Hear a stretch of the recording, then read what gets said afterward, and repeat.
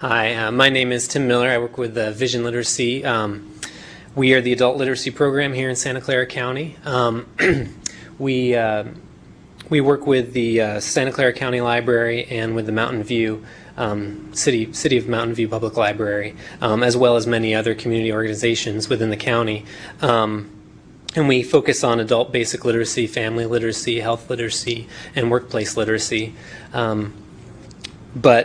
But today I'm going to talk about, obviously, our corrections program, which works with the Elmwood County Correctional Facility in Milpitas, which is just about 7 miles north of here.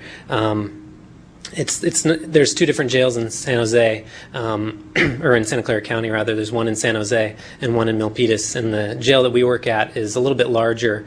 It has 2,000 inmates, about 600 or 700 women, and about 12 to 1,300 men. And in our literacy program, we basically have two main areas of focus. We have adult basic literacy and numeracy tutoring and instruction, and then we also we provide literacy materials, mainly in the form of that we have a drop-in library for the minimum security inmates to come in, one for the men and one for the women, and then we also deliver books out to the inmates who are housed in the higher security areas who are not given the freedom to come into our library. Now, I don't think this is the case in most corrections programs, but Vision Literacy is fortunate to be in a correctional environment that really supports rehabilitation programs. As an example of that, the Milpitas Adult Ed has an adult school within the jail, and it's actually the second largest county jail adult school within California. And they offer a wide variety of classes, mainly GED classes and testing, so inmates can get their GED certificate while they're there. And then they do domestic violence, anger management, other self-help related classes. And so we work closely with Milpitas Adult Ed. We get referrals from their instructors who identify students who might have basic literacy or numeracy needs. And then we also work in collaboration with some of their instructors, helping them, for instance, with their women's GED class. We have a volunteer that comes in and gives instruction to the women who are trying to pass the math portion of their GED test. At Elmwood, we don't have the permission to take pictures while we're there or to show pictures, so I don't have too many pictures, and some of them are pretty bad. And some of them are a little bit blurry, so I apologize for that in advance. Within our literacy program, we primarily do one-on-one literacy tutoring, where community member comes in and works with a learner, and from that we have anywhere from 10 to about 15 pairs at any one time. But as I mentioned, we also do some group classes, such as that math class. We're going to be working soon with Habitat for Humanity, with math instruction in a construction apprenticeship program that they're going to be starting. So the women will be taking a math class, a little crash course in construction math skills with one of our volunteers before they get released and enter this apprenticeship program. And then we also do a parenting class. We follow the Father's curriculum that Jane Curtis already spoke about today, and we've found a lot of great success in that. However, through the years with budget cuts, our program has gotten scaled back. Until this year, we were fortunate to get money to bring our program back up, and so we just hired a new parenting instructor, and we'll be offering those classes throughout the year for both the men and women's facilities. But one of the unique aspects of our program, I think, is that we have pretty extensive libraries.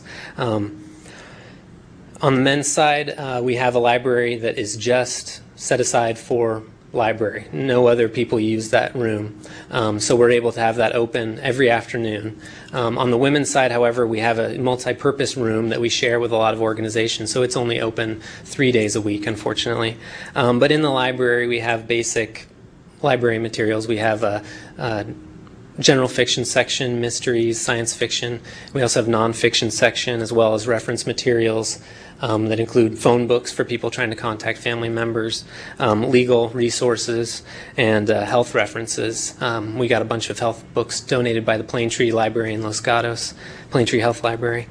And then we also have an adult new reader section and an easy reader section, because as the statistics that other people have already mentioned today, there's a lot of need for low-level literacy materials because people do have, people in a correctional setting do tend to have lower skills. So that's for our minimum security inmates. They get to come into the library. However, with our medium security inmates, we deliver books to them. And we do that whenever we have books available, but roughly every 1 to 2 months, we will go out and bring books to their housing facilities. And we try to bring pretty much the same, smattering of books that we have in the libraries. But we also try to focus more on educational materials, self-help materials, and we bring out AA books, Alcoholics Anonymous books, so that they get more than just the average paperback, bestseller. And actually, our partnership with Alcoholics Anonymous has been very fruitful for us because they give us pretty much all the books that we ask for. Alcoholics Anonymous does donations at all of their meetings. So at every meeting, people put money in a basket, and then that money from that big pot, they set aside a chunk for us to bring in books to our jail, which ends up being about $15,000 worth of books a year. So we've been very fortunate to be working with them. Another one of the partnerships that we've been really lucky with in our libraries is that we've worked with San Jose State University's MLIS program, the Library Graduate Program. And so we have an intern come from that program, work with a volunteer librarian, and they help staff the library. But also a couple years ago, they actually helped us categorize our library. So we have a modified Dewey Decimal System that's a little bit simpler for us to be able, non-librarians to mark the books, figure out where they're going to go, and then also for the people to find books that they're looking for. And then also that intern and librarian helped us categorize our fiction sections as well. So we were very lucky to have that. However, with having a library collection in a correctional setting, it's very difficult because you lose a lot of the books that you have. In a correctional setting, obviously the inmates are controlled at all times and they don't really have much of a say in their actions. So, for instance, an inmate might check out a book on Monday and we ask them to return it. We don't have a due date, but we ask them to return it before they're released. However, if they don't know what their release date is and they go to court on Tuesday and they end up getting charged with time served or they end up just getting released, they won't have an opportunity to bring the book back. Likewise, they might be moved to a different building within the jail in the medium security area where they won't be able to bring the book back. Or they might just get released to another county facility without notice being able to come back and bring the books. So we have to have a steady flow of books coming in because we have a steady flow of books just disappearing.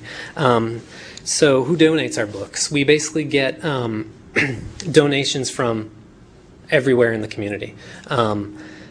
That includes just community members. Sometimes people will call us and they'll say that they have some books they'd like to donate to us, and they just bring us a bag of books. Sometimes the corrections staff at Elmwood will just tell me, I've got a bag of books in my trunk. Will you come out and grab them for me? And then we also get a lot of books through the different libraries in the county. Primarily from the Santa Clara County Library because Vision Literacy works under them. We get a lot of their books from their Friends sales and just different books that they send to us. But we also get books from all the other Friends organizations like with the San Jose Public Library or City of Mountain View Public Library. So we're really fortunate that the libraries are so supportive of our program.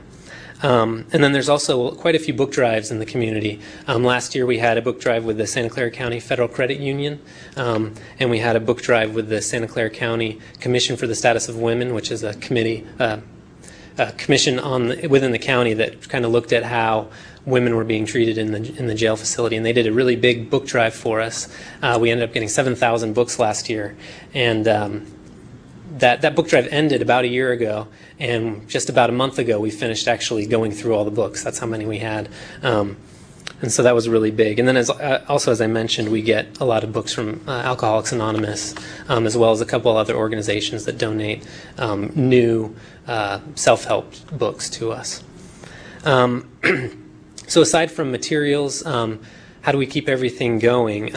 Well, obviously, like most literacy programs, we rely heavily on volunteer support for our tutors. We have volunteers that staff our libraries. And then we also depend upon the donations, obviously, of the books. But we also depend on program opportunities. And this is kind of part of our partnerships with the other programs in Elmwood, and then also with our partnerships throughout the county. And that's kind of Vision Literacy's slogan or mission, is that we partners creating opportunities. So we always try to work in as many different areas, organizations that we can. So that also helps us publicize what we're doing so that other people know what's going on. For instance, with our Habitat for Humanity construction apprenticeship program, that was actually we kind of got in because of one of our volunteers who staffs our library. She was also volunteering with Habitat for Humanity, and she heard about this program, and she got on their board, and she offered, our literacy services, and so that worked out well. But not only that, she also coordinates a book drive with a local church that brings in not only books but also monetary donations so that we can buy new books. Like self-help style books, or books that we otherwise wouldn't get just as donations. And as I said, we get a lot of publicity from these partnerships. One of the examples is we had the big book drive last year where we got the 7,000 books. It was a really big deal. And so there was a press conference at the jail, and there was media there. Obviously there was newspapers, but then there was also television.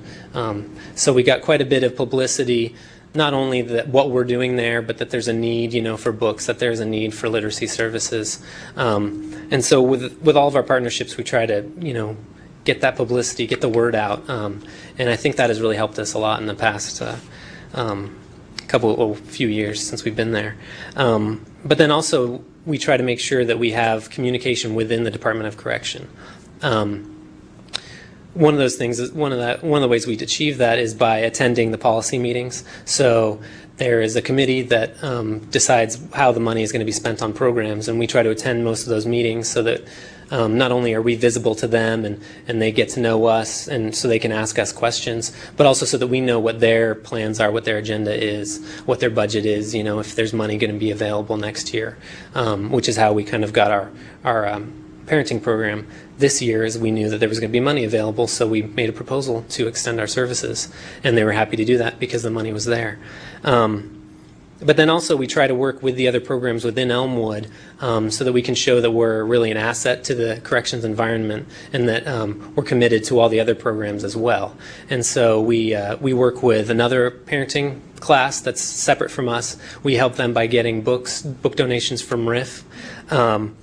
We'll be working with the construction apprenticeship program soon, and with the AA literature, we're the only people that bring the AA literature into the jail. The AA has volunteers to do meetings, but they don't have volunteers to come in every day and bring out literature.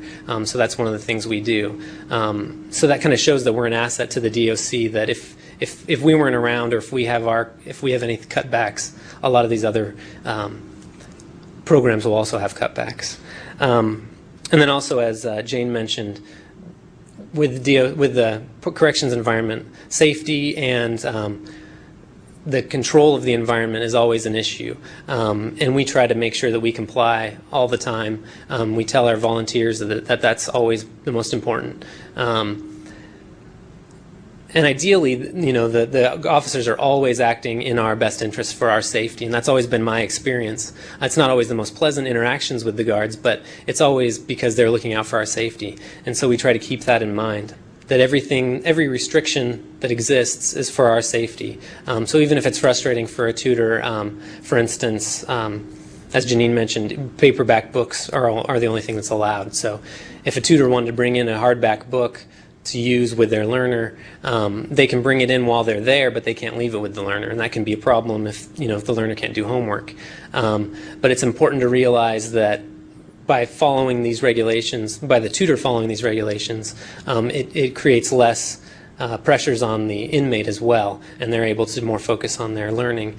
Because if they had a hardbound book that other inmates didn't get, then other inmates would be trying to get that. They might be targets of theft, or just pressure to get more items, which then would put a strain on the tutor-learner relationship, which then could spiral into a problem with the tutor, bringing in contraband and committing a crime, which would then end up with them being banned from county jails, or even being given jail time themselves. So it's always important, even the little things that don't seem like a big deal, it's important to keep in mind that that these rules are in place for our safety and for a reason.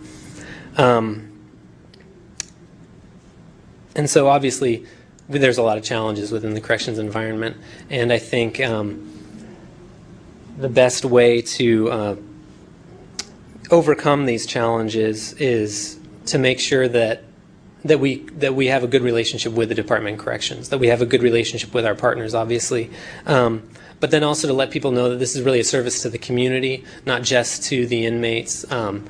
As everybody mentioned here, you know, there's these statistics about literacy needs in jails, and there's obviously a link between, you know, low literacy levels and people going outside of legal means to secure money or to have their lifestyle. So with our programs, we're actually helping